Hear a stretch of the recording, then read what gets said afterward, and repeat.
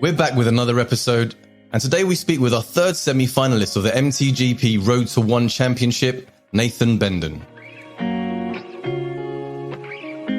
Even if I lose a fight, any fight that I've lost, no one's ever said, oh, it weren't a great fight. That was nuts, that was brilliant, great fight, unlucky on the result, but, you know, we like to watch you fight, and I will be a household name, and that is my goal.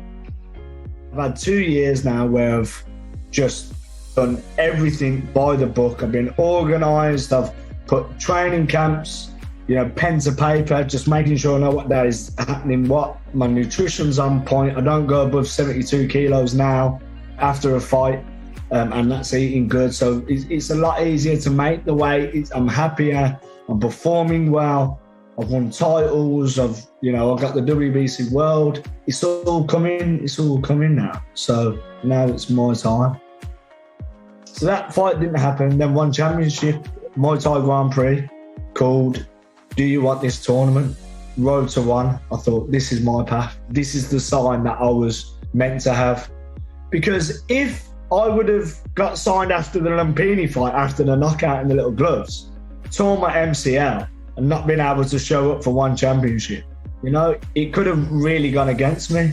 So this is meant to be my path to the global stage.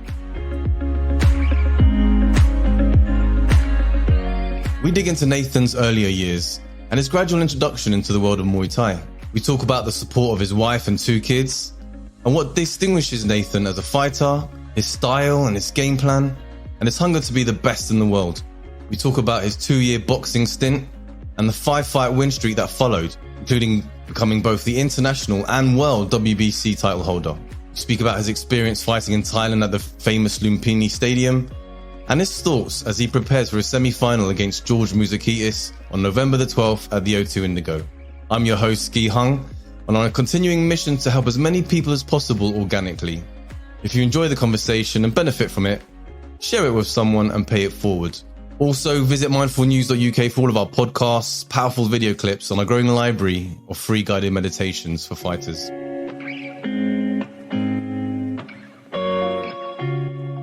So Nathan, thanks again for doing this. As always, I'd like to dig into a little bit about some of the background and your upbringing. So why don't we start there? If you can help show us, what are some of the circumstances of your earliest years that went into shaping who you became as a, both a fighter, but in particular as a man? Oh, so I started fighting around about 11 years old. I was just training at the local gym, K-Star, where Henry Clemenson, who now runs Crawford UK, was running. In all honesty, it just was part of my routine. I was going to the gym. I was going to school, going to the gym. It was on the way home. So I'd stop up at the gym and then just go home straight after.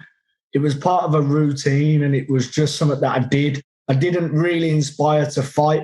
I didn't think I'm joining the gym because I want to be a fighter.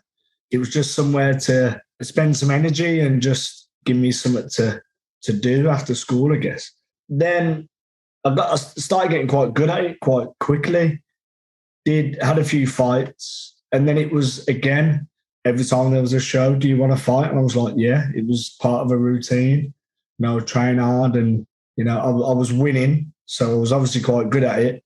And the results it was quite nice. I quite enjoyed it, like winning things, finding something that I could actually do quite well at. So. And then at 16, I started fighting C class, had a couple of C class. Then I fought B class against Pindi Madahar. He runs TMA, I think it's called, in Warsaw now. But the fight was chaos. It was a tower room, one of the K-Star shows. It was electric. I was 16 years old and the place erupted. It was mental. I thought, wow. This is for me. This is.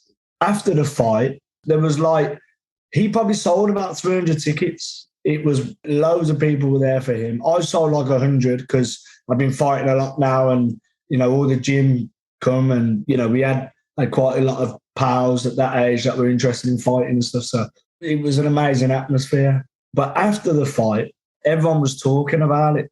like for weeks. It was on that Axe forum, kickboxing, and everyone was saying how good it was and how, you know, we're going to be good when we go through the ranks and have a load more experience and blah, blah, blah. It wasn't like I was going to be a world level fighter, but I just liked that bit of recognition and that bit of, I'm actually going to be like very good at this. So then I started taking it a bit more seriously. But like I fought at 70 kilos. I fought Pindy at 70. And then I thought maybe I'll come down a weight because I was young and I wasn't in great shape. I wasn't an athlete at all. So I had a couple at 66, 67. And then I found the weight at 63 and a half and fought at 63 and a half. But again, I was 16, 17, 18. It wasn't, you know, you think you're invincible. You think you can go and do whatever you want. And, you know, it's all good. So I was out of shape. I hit like 20, 21. I started fighting for titles, British titles, area titles, whatever. And then I was winning, but I wasn't in shape. I would come out of camp. Within a couple of weeks, I was 75 kilos, 77, 80 kilo. I've been out of shape and I'm fighting at 63 and a half. And I did that for about 5 years. It was a hard slog. And then I had a few boxing fights. I thought, I'm not going to be cutting all this weight to earn tuppence. I'd bought a house. I've had children. I'm married. I thought I need to earn some real dough. So I got offered to have a few boxing fights, which I was paying like 3 times as much that the Muay Thai was paying. Did that. Didn't really enjoy it. I was fighting at 70 kilo again because it was either the same day weighing or it was like short notice. It wasn't something that I put my heart and soul into. It was just the opportunity to make money and also the opportunity to have a fight, which is what I'm good at and what I enjoy. Did that. I thought, I'm not actually getting any fulfillment out of this. So what do I want to do? Do I want to be happy and actually, you know, put a stamp on my name and be a good martial artist and be remembered? Or do I want to earn like $2,000 a fight or £1,500 a fight or whatever it is, you know, which isn't a lot of money. But when you fight that low level boxing and it's on the same day, the ring gear, do you want to fight? You can earn $1,500. You know, it's quite enticing. So I was speaking to Wayne Kirk, who runs Fourth Dimension, and he said, like, you've got to go back to the Thai boxing and you've got to give it your heart and soul. And now there's opportunities of one championship where good money, good recognition, you know, you're going to get on a global platform and a big stage. Muay Thai Grand Prix as well, you know, they're putting shows out all over the world. Super Showdown, Yokkao, all them sort of shows. People are watching them. People will know your name if you're fighting and competing. And even if I lose a fight, any fight that I've lost, no one's ever said, oh, it weren't a great fight. That was nuts. That was brilliant. Great fight. Unlucky on the result. But, you know, we like to watch you fight. And I will be a household name. And that is my goal. So I started taking the Thai, you know, full force. I got a strength and conditioning coach. I got a nutritionist, Peter Miller. How many years ago is this now? So this was 3 years ago now. Oh, 3 years ago now, yeah. Sorry, 2 years ago. 2 years ago it was. It was just on the back end of COVID. COVID had finished. I'd had a few boxing fights in COVID, luckily, because there were still shows going on, which were, you know, there was no one in the room. It was very airy. It was very weird. It was like a glorified spa, but they were still allowed to run the shows because due to no crowd and quarantine and all that sort of stuff. So luckily I got fights there. But when I come back to the Thai, it was, let's take it seriously. I've had 2 years now where I've just done everything by the book. I've been organised. I've put training camps, you know, pen to paper, just making sure I know what day is happening, what my nutrition's on point. I don't go above 72 kilos now after a fight, and that's eating good. So it's a lot easier to make the weight. I'm happier. I'm performing well. I've won titles. I've got the WBC World. It's all coming. It's all coming now. So now it's my time. So, you know, how much pressure does it, you know, put on the family every time you go into a camp? You mentioned the food and your free meals a day, and I'm sure that plays a toll. how does the missus take it, and and the kids?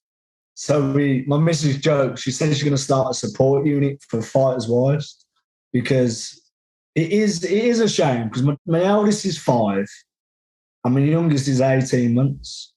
So like, these are precious times. They're not going to be babies forever. And I'm in fight camp back to back. I've had 5 fights since last August. 5 fights since last August, and then I've obviously got the 12th of November. So it's quite active, yeah. And I went to Thailand for a month by myself, without any family, without the girls. My wife, she finds it difficult, but she knows the bigger picture. She knows that it's part of what I do. When I met her, I was doing Thai boxing, and then I did the boxing. So I did Thai boxing, I got to European level, and then I did the boxing just to get the money in or whatever, to make a better lifestyle. And then I went to the Thai, and she was like, she will support me if I give it 110%. I think it is very hard. I've had past relationships and friendships where they've been cut off because of dedication to the gym or to the sport. And, you can't give these people that time that they need, So she does a lot. She takes a lot. She's a special kind of woman, because not everyone can do it. It is hard slog for her. It's not only not being able to go out for meals or spend family time, but also I'm at home watching fights 24/7. YouTube is like my go-to. I'm watching all the memberships, all the tutorials, all the seminars that go up. Cyan Boxing puts up loads of stuff. I'm watching all that. It's like, can we just sit down and watch a rom-com? And I'm like, wow, we could, but not with me, darling. I've got to study this, or I want to see how this fighter does that, so I can try and have a go at that, or I need to do this and that. It's like I'm always learning. I'm dedicated to the sport. So how would you say your style is? How do you differentiate yourself from other fighters? What is unique to you? Well, people would say, people have said, Nathan's strong, he's a banger, he's tough, which I am. I'm tough, I'm strong, I lift heavy weights, I punch people very hard, I kick hard things. I am tough, but I don't think people give me the credit for my IQ and intelligence. If you're beating me, I would know how you are beating me. If I can stop it or not is a different story than not, depending on, how the fight's going or whatever. But if you're beating me, I will know how you are beating me and how to overcome it. I would like to sound very versatile. I'm not just one style. I can kick well, I can punch well, I can clinch well. I'm a hard knight. You get some fighters that are like, oh yeah, they're really good kickers, but his body's weak, or he gasses, or he doesn't like clinching or whatever. I'm amazing at particularly one area, but I'm very good at everything. I'm a hard knight for anyone. I can hit hard and I'm tough. Who needs me? You don't want to be in a 5-round war with me. You just don't want to. Yeah, and I heard Vinny Shawman, who's been commentating lots of your fights and now does some work with the Muay Thai Grand Prix as well. Loves you very much as well, and says, yeah, great guy, Vinny, great guy. That you're very accurate, and not only that, but you're, great timing and great heart. So I don't think that it is undervalued. I do think people are noticing it. Not just the strength. That's what we need. Yeah. It's but nothing's given to anyone. It is hard work. And that's why, all these sacrifices do have to be made. The wife understands that if I'm not accurate and I'm not sharp and I'm not doing the things that I need to be doing, I'm not in the gym, I'm not going to be where I want to be in the end of it all. It's a journey. So do you enjoy Muay Thai more than boxing? Or do you find them equally as enjoyable? Where do you find your passion? I think you enjoy what you're good at, yeah. If you're good at something, I hate maths, but I'm shit at maths. That's why. Yeah. People that are good at maths like maths. Mm. I didn't mind boxing. I liked it because you're not really getting hurt. You're only getting punched. I know it sounds odd, but you're not getting kicked, kneed and elbowed. It's the worst thing that's going to happen is you're going to get punched. It's like the the niceties of Muay Thai, if so to speak. So, yeah, I love Muay Thai.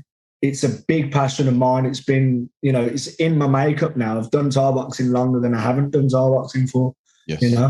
But boxing, it's more of a different art. It's like, only because you're good at table tennis doesn't mean you're going to be good at, badminton or whatever. It's totally different. It is like you've got to really work at it, like anything in life, I guess. But I just didn't want to dedicate that time and effort to the boxing that I did in Thai. Yeah. So do you feel that the couple of years that you went into that boxing world, do you think that hindered your performance as a Thai fighter, or do you think that it added to it when you came back, that you had focused on your hands for those years? Do you think that added, to the overall package, or do you think that time away was a detriment? Yeah, I think it definitely added. It definitely helped. Although you are neglecting Thai scoring, kicks, and the fundamentals and the stance and all that sort of stuff. But if you just work on your hands for 2.5 years and then you mix it with the Thai, you're going to be better at your hands. If you just work on kicking for 2.5 years, you're going to be a really good kicker. It's something that I reckon it helps. It allowed me to focus on a style. And that's what I brought back into the Thai boxing now. And then, so when returning, you've had 5 fights since that, coming back into it. Why don't you share with our listeners, a little summary of those fights there, like you did to me, and when you gave me a brief description. I think just be useful just to run that back, because you had a lot of success in that time. Starting with, why don't you start with Luca Falco? Yeah. So just to start, in my career, I've had, like you get some fighters like I don't know, like Joe Ryan, George Mouzakitis, Liam Nolan, Haggerty, all these people, like they're winning every time they fight. They get in the ring and they win. And that's it's. You think, wow, these people are amazing. In my career, I was fighting. I'd have a loss. I'd have a draw. I'd have a couple of wins, and then have a loss, and then have a draw. And it was like, I'm going to be good, but I'm just not going to be that top level. And I wasn't really going to accept that, if I'm honest. Not now. I'm not. I truly believe I've done my learning, and it's going to take someone very special to beat me on the night. Someone very special. So with that mindset, I come back to Thai. I fought Brian Totty, which was a 1-on-1, wasn't it? So I'd fought him about 10 years previously. He beat me. Then I fought him about 4 years after, beat him. 5 years later, we've got the third fight.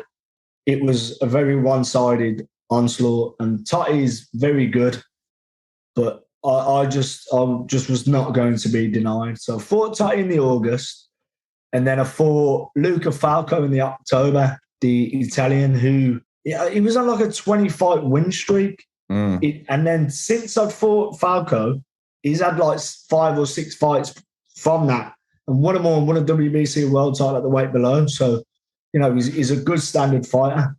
Yeah. I beat him for the international WBC title. Yeah. And then that put me instead for a WBC world title with Adam Noy. Yeah, in February, who's been to the IFMAs twice, won one championship signed, had a couple of fights on one, done very well. Trains with the Venom training camp in Thailand, met his two and all the French lads there, and all the Thais, all the top level lads. He's got a very good, clean in the eyes style. He doesn't make many mistakes. He's very technical and difficult to beat. I beat him. So I beat him for the world title in February. And then it was, where's this one championship contract? Where's the call? There was a couple of conversations between people and one championship saying, we want to sign Nathan, but we would like him to be a world champion. So then I fought Adam Noy for the world title, won. Okay, we liked the fight. It was brilliant. But our criteria at the moment is knockouts. Really? Okay. So then I went to Thailand in April because there was no shows on. So they had specified that, regardless of the world championship, they were requiring knockouts in the manner that you win your fights. They were very specific on that. Yeah, that's what they wanted. Their criteria was knockout artists at that time. I mean, I think they changed. So they might want people that throw spinning heel kick. Sure, yeah. Okay. So, but at that time it was people that knock people out. Yeah. And but my game plan coming back wasn't to knock people out. It was to get the wins, get the bout, outscore, outwork. It isn't to knock them out with one shot and hurt them or whatever. It was just get the job done and be safe, So then in April, I went to Thailand, went to PK Sanchai, trained there for a month, asked to fight. They said, yeah, we can get you a fight. I said, can I have it in MMA gloves? Because I'm trying to work my way to get to one championship. They want knockouts. I would like MMA gloves. I want to have a good fight against a good lad where, they will see it and be impressed. They said, yeah, brilliant, we'll sort it out. Within 3 days, I was fighting. Yeah. I fought on Lumpini Stadium, Fairtex Fight Promotions, fought a Thai in little gloves, stopped him in the second round, knocked him down in the first with a right hand, and then I stopped him with a body shot in the second. So now I'm thinking, right. And the performance was wild. It was crazy. There was, a lot of blood. It was violent. It was what they were asking for. It was the stoppage that they wanted. So I'm thinking, right, that's me now. I'm getting this phone call. No phone call. Never mind. I'm not going to chase it. It'll come when it comes. Then I got asked to fight Nico Carrillo, which was the biggest domestic fight he is.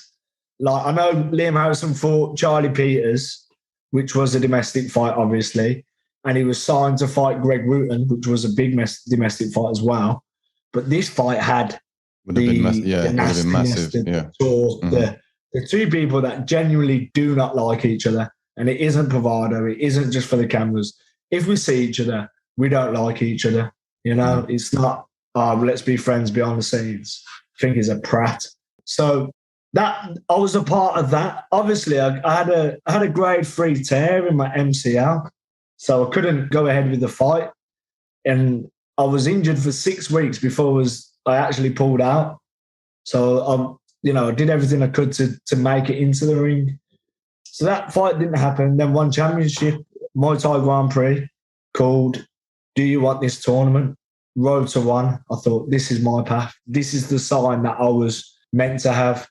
Because if I would have got signed after the Lumpini fight, after the knockout in the little gloves, torn my MCL and not been able to show up for one championship, it could have really gone against me. So this is meant to be my path to the global stage.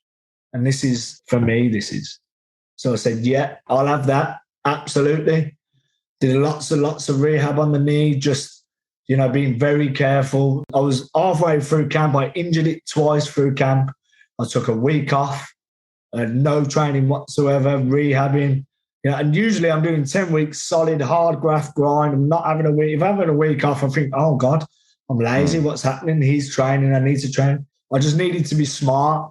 And that I fought that Matthias on the 1st of October. Yeah. And it was scaring with hands, so we don't want to lift his legs and kick, so he doesn't score too much. If he does kick, you've got to hurt him after. And lift the legs, but don't throw that right kick, whatever you do. Be safe in there. And that was what happened. So that went to a decision. Was that a lot closer than you thought the fight was going to be? In all honesty, he was my 5th opponent for the night, for the show. So Muay Thai Grand Prix had Jack Kennedy, Shaq Davis, an Italian, and then it was this Matthias guy. Sorry, then a Dagestani, then it was that Matthias guy.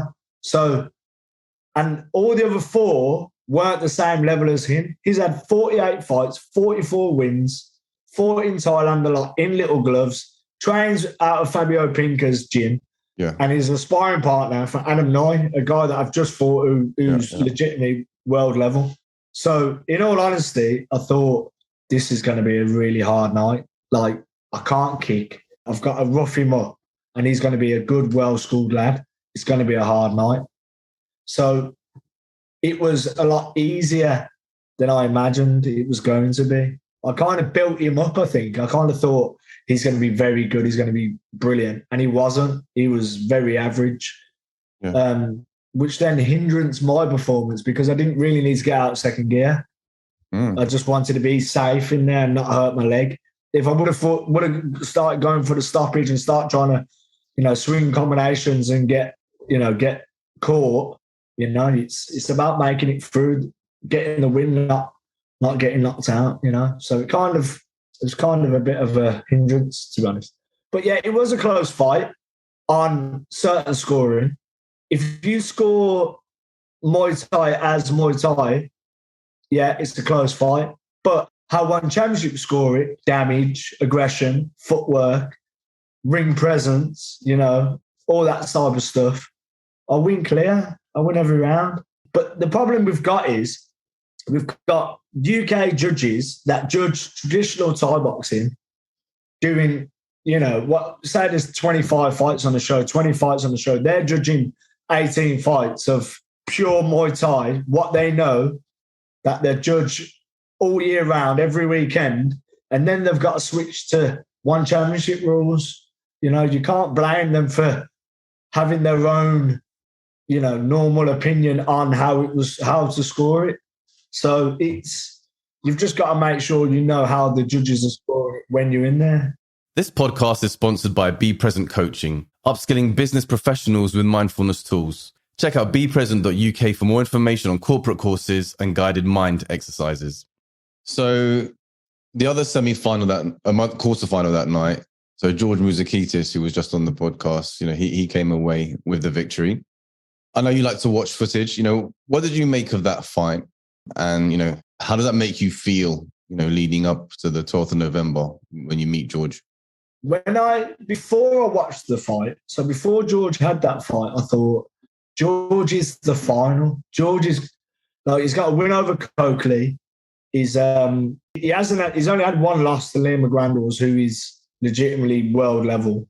He's very good. I believe whoever wins out of me and George wins the tournament. So before I watched the fight, I thought, George, I'm going to have to be on my P's and Q's.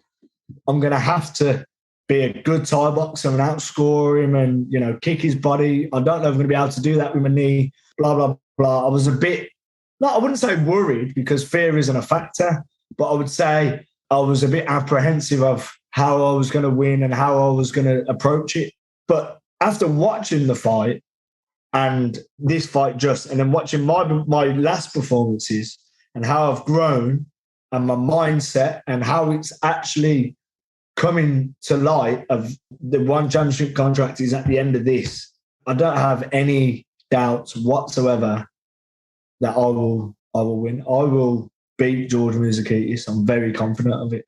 Although it's not going to be easy, just like none of the fights are easy. Yeah. They're all hard fights, but I am very capable of beating him. Yeah. What did you think of that Sheffield venue? Brilliant. It was very lovely, nice. right? Yeah. It was intimate. The decor was great. It was all blacked out with the lights and stuff. The star effect on the side with the lights. Yeah, fantastic. Sometimes when the venues are massive and there's like 1,000 people there, but it holds 4,000, the atmosphere isn't the same. It'd be nice to get 4,000 people in there, obviously, but for Thai boxing at the moment, it's not the biggest thing in the world, is it? So we don't really pack out venues like that. But I think there's the intimate. I fought at a venue called Pussycats in Telford, which is probably the same size as my kitchen. It's ridiculous. You can barely fit the ring in it. But there was 400 people in there, which was probably max capacity. And I was fighting and I could see my mum this close to me. It was weird, but it was really encouraging, spurred us all on. It was brilliant. The intimacy of it is great. Yeah. Like stand up, and I hear the comedians talking about, you can do the Joe Rogan to thousands and thousands of people, but a lot of them prefer just being in an intimate room where you can get the feedback off, and the vibe. And exactly. That experience. Yeah, it's good. It's great. So I'm assuming, you watched Natty's fight, and Craig's win, those are the other two now semi-finalists. What are your thoughts on their fight, and what are your predictions for when they meet? So Coakley was good. Coakley does what Coakley does best. Right. He's very constant, isn't he, Coakley? He just does not stop touching you. I don't think he particularly hits very hard, although he has stopped a lot of people. But I think whatever he throws is pointy, sharp, and a lot of it. Yeah. And I think because of his build, he's quite rangy and he's got them, long knees and stuff. I think Thai boxing is good for him. Or he's good at Thai boxing. He's made it work really well for him. So he looked really good against Kim. Natty was an absolute fireball, weren't he? Yeah, that was a very devastating first round win, yeah. Once he caught Amro, he lost his mind, didn't he? He just went 100 miles an hour. Yeah. My thought is, though, is Natty a one? Can he sustain that? He'll probably do better at 3 rounds, but I don't think he could. No one could do that for 5 rounds. No one. Usain Bolt sprints for like 9.5 seconds. He's knackered after, Natty would have been tired after that, I would imagine. If he wouldn't have been, then yeah, he's obviously going to be a big problem. But if you can weather the storm with Natty, I think he'll tire. But you got to get out round 1. What, mate? How many rounds is the semi-final? Is it 3 as well? Yeah. And the final? I don't know, but the ones in Lumpini, Fairtex Fight Promotions, were 5, so it could be 5 rounds. Mm-hmm. Could be 5. If Coakley, I'm going to say Natty beats Coakley. Although, if Natty doesn't stop Coakley in the first round, Coakley wins. If Coakley can impose his game straight away and be switched on and not get caught with anything wild, Coakley will win. Right. So, any message for George? Not particularly. No, I like George. I think he's a cool guy. He's obviously on a mission. He wants to change his life, just like we all do. If he thinks he's the only one that wants it as much as he does, he's very mistaken. But he will train hard. He will be in shape. He will be a very, demanding fight. But I am going to win, and I don't say that out of malice or I'm going to knock him out and hurt him and I want to end his life or anything like that. But I'm going to beat George. I truly believe that. And it's going to be a good one. It's going to be one for the history books, I'm sure. Yeah. And in preparation for that, people often ask, what's your game plan? For you, what does game plan mean? Right? For some people, they'll just train and they'll say, I don't care who I fight. I'm just going to go in there and that's my game plan. I'm just going to go and react. Whereas some like to feel their fighters out in the first round. Some people have a very specific plan of how they want to execute, right? What does game plan mean to you? And can you share some of, what your game plan for George is going to be? I don't want to share my game plan for George, do I? Obviously, you don't want to give too much away, but yeah, if you can. I'm going to throw spinning head kicks only and jumping scissor knees and see if I can knock him out. No, for game plan, it really is just... Yeah, what does it mean for you? Yeah. For me, it's doing everything that you've been doing in the gym, sticking to a game plan, sticking to the techniques that you've been doing. Because if you think we just hit pads and get fit and whack things and don't actually think about what we're doing, then you're all very mistaken. It is an art at the end of the day. We're setting traps. We're defending certain shots that they will throw. We are sticking to a plan. Now, if I go in there and just swing for the fences and I'm not doing everything that I've practiced, what's the point in a game plan? A game plan is something to have a bit of a guideline for, but, you need to be able to have a plan A, plan B, plan C as well. Just like George said, you need to be able to change it. If he does this, I'm going to do that. And if I'm doing this and it's working well, I'm going to set this up or that up, So game plan is just basically what you've been drilling in the gym and try and stick to it. And if it doesn't work, you need to have a plan B,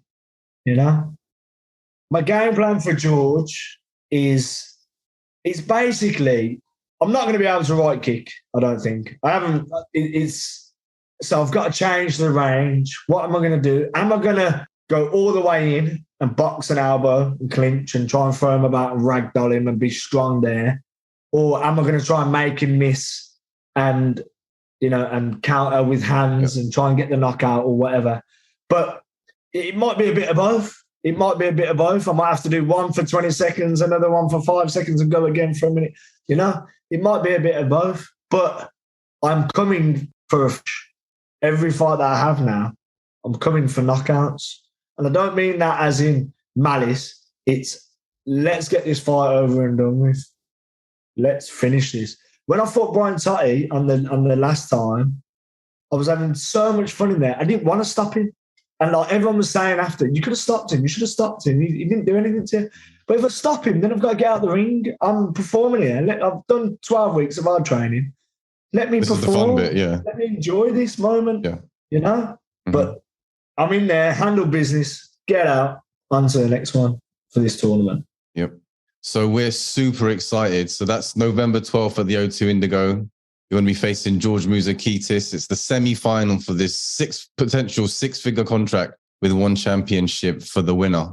So a couple more questions before I let you go. Yeah. What is a fighter to you?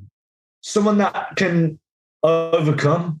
So if you're in there and you're fighting, there's no fight if there's no, resistance. If you're in there and you're just beating people up and you're kicking or whatever and you're winning and it's easy, you're fighting bums, or even if you're fighting good lads, but it's really easy, you're just outskilling them. That's obviously great, but to be a fighter, you have to overcome some sort of resistance.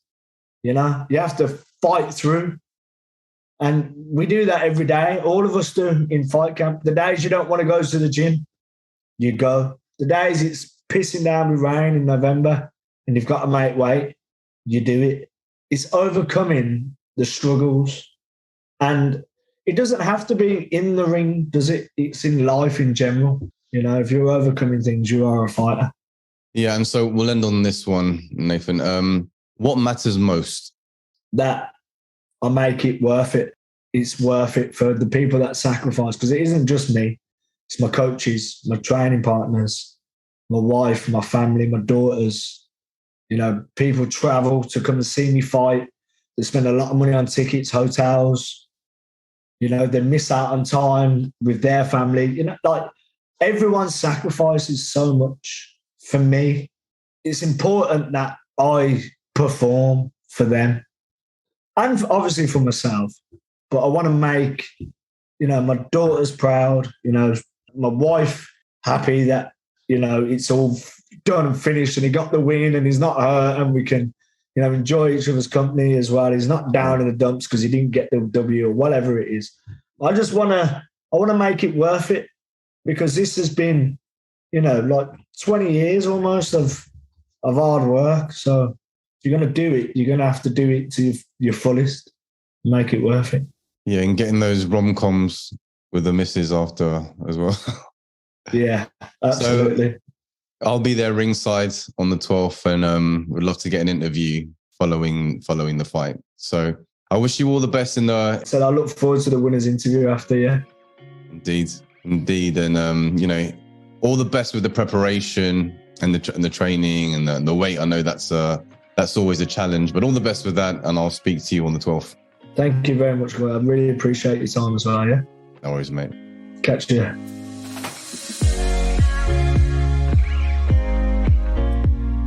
Thanks for making it this far and showing your support and love to the podcast. A big thanks again to Be Present Coaching for their support. Find out more about their masterclass mindfulness courses and free guided meditations at bepresent.uk. bepresent.uk. I'm your host, Gui, and this is the Mindful News podcast. If you've taken away something from today's episode, please go ahead and share the link with a friend. Until next week.